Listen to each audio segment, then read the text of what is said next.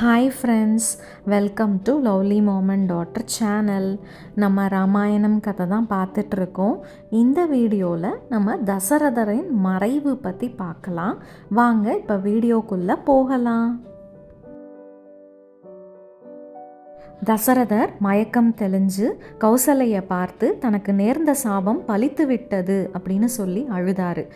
பல வருடங்களுக்கு முன்பு ஒரு நாள் நான் வேட்டையாட சென்றபோது ஒரு முனிவரின் மகன் குளத்தில் சுரைக்காய் போன்ற ஒரு குப்பியில் தண்ணீர் பிடித்து கொண்டு இருந்தான். நான் ஒரு மறைவிடத்தில் நின்று கொண்டு யானைத்தான் தண்ணீர் குடித்து கொண்டிருக்கிறது என நினைத்து அந்த திசையை பார்த்து அம்பு எய்தினேன். பிறகு அந்த திசையில் இருந்து வந்த மனிதனின் சத்தத்தை கேட்டு அங்கு சென்று பார்த்தேன். அப்போதுதான் எனக்கு தெரிந்தது நான் எய்திய அம்பு யானை மீது அல்ல, ஒரு பாலகன் மீது என்று. மேலும் அங்கே அந்த பாலகன் இறக்கும் தருவாயில் இருப்பதையும் கண்டேன். நான் செய்த தவறால் ஒரு பாலகன் இறந்ததை எண்ணி அப்பாலகனின் பெற்றோரிடம் மன்னிப்பு கேட்க நினைத்தேன். உடனே அப்பாலகனின் பெற்றோரிடம் சென்று மன்னிப்பு கேட்டேன். அவர்கள் நான் புத்திர சோகத்தை உணர வேண்டும் என்றும் புத்திர சோகத்தால் மடிய வேண்டும் என்றும் சாபமிட்டார்கள். அப்போது எனக்கு குழந்தை பிறக்கவில்லை. ஆனால் அவர்கள் கொடுத்த அந்த சாபம் இப்போது பலித்துவிட்டது என்று எண்ணி புலம்பினார். வசிஷ்டரிடம் தசரதர், கைகேயி எனக்கு மனைவியும் இல்லை, பரதன் எனக்கு மகனும் இல்லை என கூறினார். அவன் தனக்கு கடைசி ஈமசடங்கை கூட செய்யக்கூடாது என கூறினார். சுமந்திரர் தேரை செலுத்தி அரண்மனைக்கு வந்து சேர்ந்தார். அரண்மனைக்கு சென்று தசரத சக்கரவர்த்தியை சந்தித்தார். தசரதர் சுமந்திரரை பார்த்து, எனது மகன் எங்கே என்று கேட்டார். சுமந்திரர் மௌனத்தை வைத்து ராமர் கானகம் சென்றதை உணர்ந்தார்.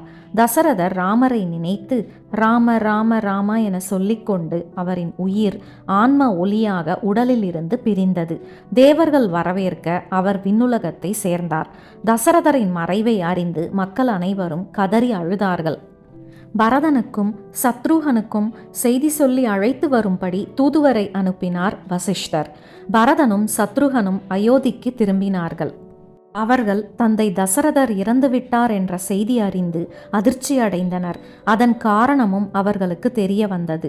தாய் கைகேயி பெற்ற 2 வரத்தால் தன் தந்தைக்கு மரணமும் அண்ணன் ராமனும் வனவாசம் செல்ல காரணமாயிற்று. அதனால் தாய் கைகேயி மீது மிகுந்த கோபம் கொண்டனர். அண்ணன் ராமன் வனவாசம் செல்ல தான் காரணம் என்பதை அறிந்து மிகவும் வேதனைப்பட்டான். தாய் கௌசலையிடம் சென்று மனமுருக மன்னிப்பு கேட்டான் Bharathan.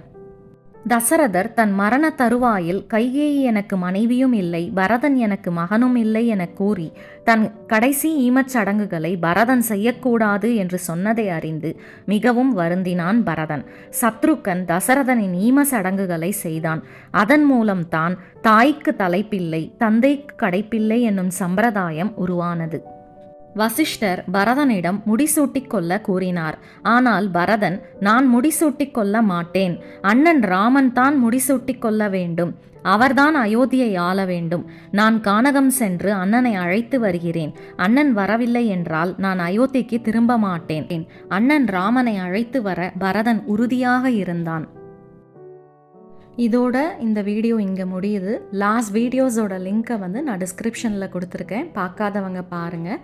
Thank you for watching. Bye.